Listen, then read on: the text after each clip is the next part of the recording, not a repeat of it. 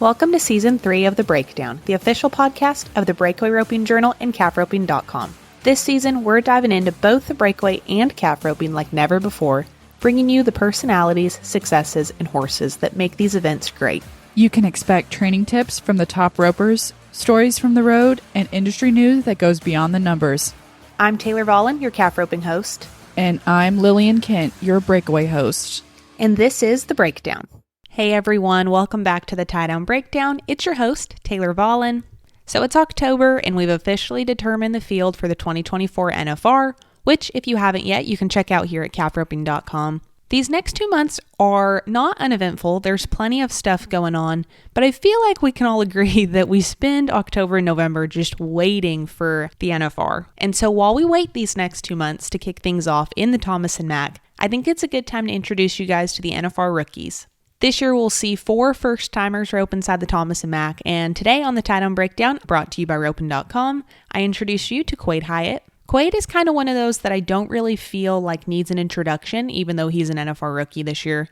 He comes from a legendary family, which he breaks down the family tree for us on this episode, and he was a standout in high school and college. Quade is headed to his first NFR. Like I said, he's number 15 in the world with $101,980.44 won on the year. We talk just a little about what 2024 looked like, how this year was different from his other years of pro rodeo, his horses, and more.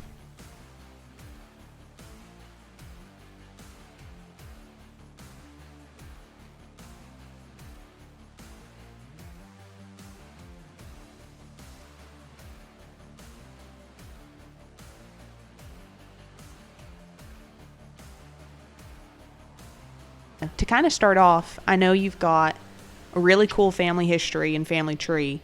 Kind of break that down for me if you don't mind. Yes, ma'am. My grandpa was Butch Myers. He's got a gold buckle in the bulldogging. Mm-hmm. He made him in the calf roping once, I believe. And his oldest boy's name's Rope. My mom is the middle child, and her name is Ty, and the youngest is Cash. And so when it goes in order, it's Rope, Ty, Cash. Mm-hmm. And that's the order we hope it always goes in. It's Rope, Calf, Ty, Calf, and Cash. But that's pretty cool. And his Butch's sister is Joy Murray, mm-hmm. which is Ty Murray's mom. So I got a little little Murray blood in me too. Yeah. And so that's pretty cool, and it's things sure cool to come from a family with that much background. Yeah, you were definitely destined for this, I feel like. Yes, ma'am. It never seemed like if I was ever going to make finals, it was always win. Yeah, that's cool. Yes, ma'am. I remember you were always the kid that like everybody knew your name in high school and college. Like you were a name that everybody looked out for. What did that kind of do to set your career up, having that experience? I never noticed it. I always felt like another kid out there. I guess there's a little more spotlight maybe, but mm-hmm. it never really. The guy, when you're in that situation, the guy don't ever really notice it. I always picture myself as another one of those kids. I know everybody that grows up with a rope dreams of making the finals, but when do you feel like you did kind of have that moment of like, okay, I've got what it takes, I'm going to go for this? I remember, I've always felt like that's where I was going to go, but I remember kind of the first year I got a permit and went out there, got to go to the roping fiesta and them ropings, and placed along and played with them guys that I truly said in that's where I belonged. Mm-hmm. That's what I say. I think that's when you finally do get out there and get to playing with the big guys. That's when it really sets in. Yeah, and you've rodeoed pretty hard the last 3 or 4 years, right? Yes, ma'am. Yep. So what do you feel like, if anything, was different about this year, the year to make the finals? What do you feel like was different for you versus those 3 or 4 years prior?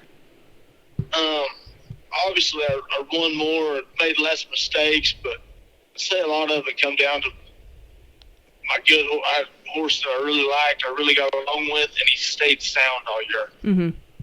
The couple years that I got close, and I was on a horse that I liked and I got along with, but it always seems like we was fighting injuries or having to jump around horses. I didn't ever have a comfort zone the majority of the year. Yeah. So tell me more about this horse that you rode this year. We call him Big Red. I bought him from Ryan Jarrett this spring, and he's 6 years old. Brian did a great job with him. Mm-hmm. He started off with Justin Brinkerhoff and his family up there, and then Gotcha. Cody McCartney had him for a while, and then RJ, he's the one that he hauled him around and seasoned him. I was lucky enough to get by him. He has had some good hands on him, it sounds like. Yes, ma'am. Yeah. What do you kind of feel like gives him the it factor, the factor that helped you make your first finals? He's a pleaser. Every time I backed in the corner, I knew exactly what I was going to get. Even when he wasn't perfect, he never cost you. Yeah. Looking at your year as a whole, when in the year did you first break into the top 15? I think it was the week, I'd say early, like I flirted with it. Mm-hmm. But I'd say when I broke through to it, it was the 4th of July to get fourth. Yeah. And that put me through, and then I had a good couple weeks. And then I think I got all the way up to about 10th. And then my August I didn't win a whole lot in August, and it got slow. And it took me a minute to get it back turned around to where I got back up to where it got to be comfortable again. Yeah. Well, you had that. I mean, St. Paul was a big win for you this year, I feel like. Yeah, St. Paul was a big factor for sure. Mm-hmm. I'd say St. Paul, it made a big deal. It got me up in there. But I'd say Salinas was probably the more important win. True. Good point. Do you feel like, okay, not to put too much weight on St. Paul, but it's what's in my head. Yeah. How important is getting momentum and getting on a roll at the 4th of July? I mean, that can be, I feel like, a make or break, 2 weeks, I guess you'd say? Yeah, a good 4th is big. Mm-hmm. I like that week after the 4th probably a little better. Mm-hmm. More two-headers. Not as many rodeos, but more two-headers. And at the end of the day, more money at the end of the tunnel. Yeah. Do you feel like, are two-headers more your style, or is it just because of more money? I like any rodeo that's any big rodeo. But I do like a two-header because I like a two and a short even better. I like more chances of money. It increases your odds a lot. Mm-hmm. You go to a two-header, you got 3 chances of money. Yeah. Gotcha. And if you got a short round, you got 4 chances of money. Right, good point. This episode is brought to you by Ropin.com. Ropin.com is the online training resource for ropers. In addition to thousands of videos and exclusive roping films like the Mobetas, in your back pocket, members get private access to world champion coaches like Caleb Smith and Shad Mayfield, NFR qualifiers like Justin Moss, plus horse trainers like Logan Harkey every single day. Become a better ropin with Ropin.com and join now for only $29.95 a month. So you bring up Salinas. Walk me through that. Tell me what that looked like. St. Paul and Salinas are probably my 2 favorite rodeos. Salinas, me and a bunch of other guys, we was at Salt Lake that night before, got on a plane, flew out there, and we landed late up there. And the next morning we got up, went over there, and when we went up to the drawing board, I had a death dump in the blind. It was one you dream about. Salinas, she couldn't outrun scent. Mm-hmm. And I didn't even make a great run on her. I think I won second or third in the round. And then come back to that perf, and I drew another pretty dang good one, and made a lot better run. Won a little bit in the average, or a little bit in the round. Come back to the short round, and it was kind of bittersweet. I had a big chance to win first, and my calf stumbled before the line, and so I had to stop at the line and then get back going. Yeah. and run her down and just got through her and ended up winning third. Mm-hmm. And I think I won about 10 or 11,000 over there, and that was a big hit. That was a big deal. I needed that right at the time, and it come down to I finally proved myself that I've matured. If that happened a year or two ago, I'd have panicked when that calf fell down, and it would have been a disaster. Mm-hmm. You said before that you'd kind of talked about that fourth quarter, not really feeling comfortable. So how crazy was August and September for you? When August started, I thought I pretty well just was going to have made the next week. Each week it'd go by and I'd be like, I'll have made the next week. Mm-hmm. Oh, I didn't go very good. I'll have made the next week. Yeah. And it just kind of got on the wrong end of some calves and then kind of made some mistakes. It kind of got to where it was getting the pressure was starting to come to a guy, and that's when it felt like I got back to winning. Is when my feet got back to the fire. Mm-hmm. And that was cool. I like to show myself that I could do that when it had to be done. Yeah. Winning Albuquerque, mm-hmm. going 6-9 there, that was a big. I think that was a career changing run. I mean, I've been there, done that when it had to be won and it won. Mm-hmm. Do you, looking back on, again, the last 3 or 4 years that you rodeoed, I know we said that you rodeoed pretty hard, but do you feel like you had the mental game that it takes? Like, hearing you talk about this year, it sounds pretty level-headed, not getting too down, not getting too high. Do you feel like you had that the last couple of years, or did it kind of change this year? I think I sure did get a lot better about it this year. Each year obviously you grow and you mature and you learn. I mean, yeah, I learned a lot the last 2 years. Mm-hmm. But yeah, I used to have a bad habit of riding my highs too high and my lows too low, and that was my big deal this year, was just staying just level-headed, not getting too high or getting too low. Well, and that had to come in handy there at the last 2 weeks, because, I mean, you battled it out to the last day, I feel like, or the last weekend at least. Yeah, I did. I think it was, it was probably the last week we knew I had them made. I still went around in rodeos. Mm-hmm. And all the air was let off, and I think sure I didn't win what I should last week. But really?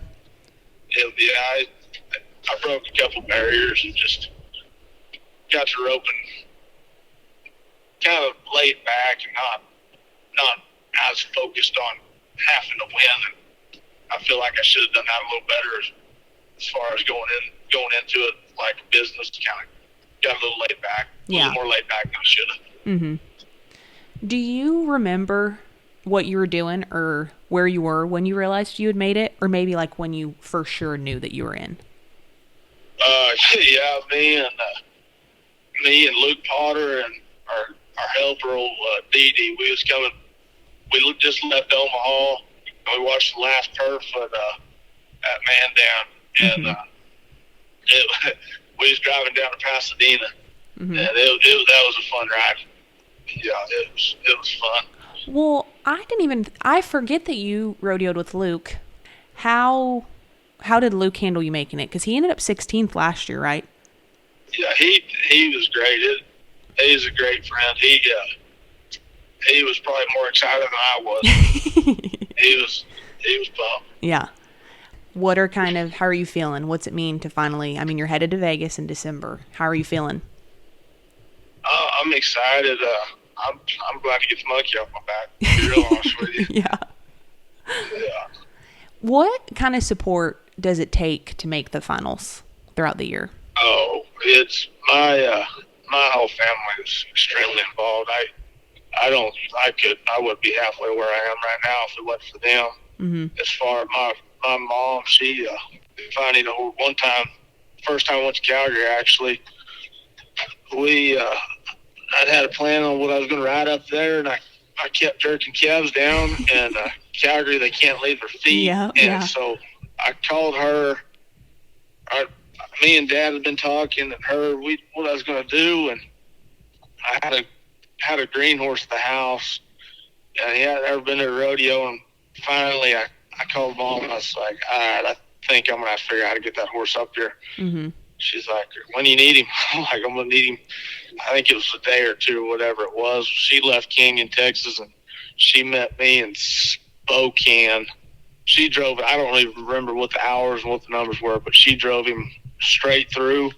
She let him off, and she might have slept for an hour or two, but drove straight through to Spokane, and she did that at a drop of a hat. Didn't even have to. She's pretty special. She's whatever needs to be done, she's willing to do it, and Dad's the same way. Yeah. That's awesome. Yeah. Well, and she's probably used to this with her brothers and her dad and everything, your relatives. She probably knew that this is what it took. Yeah, she knew what she was signing up for. Yeah. What will these next 2 months, I guess, look like getting ready for Vegas? I'm not going to change much. I'm going to prepare the same way I prepared to go out there this summer. I'm going to rope, tie, and rope around the house, rope with the guys that I always rope with, and I'm going to go in there with an open mind and try to. I'm going to make sure to start off the finals. I'm going to have my foot on the gas. Yeah. Everybody I've talked to, I think it's my best interest to go in there with the foot on the gas pedal. Mm-hmm. Who, you said you're going to keep roping with the people you usually do. Who do you kind of surround yourself with throughout the year? Who do you rope with? Oh, me and Dad. Dad helps me a lot. Nice. I rope with Brent Lewis. Oh, okay. Quite a bit. Yeah, Reese Reamer, and I'll rope with Luke some too. Nice. So, how long? What's the Brent connection? Just family, friends? Yeah, Brent. When he moved. Dad and Brent, they're old friends. Gotcha. When Brent moved to Amarillo, it's been, I'd have been. I think I was either in junior high or freshman. Mm-hmm. He moved over there, and I'd go rope with him some. Well, then I started homeschooling, and I'd do my homeschool work in the morning, and I'd be done about noon or a little after, and I'd head straight over to Brent's. And he had a lot of horses, mm-hmm. and we'd tie them up down the fence, and he'd work them, and I'd get all the runs out of them. Yeah. So you've got some good help for sure. Yes, ma'am. Yeah, I've been extremely fortunate. Yeah. Have you started thinking about that first run in Vegas? I mean, what are you most excited for, I guess? Oh, no, I'm most excited about just getting to run one in the back. Yeah.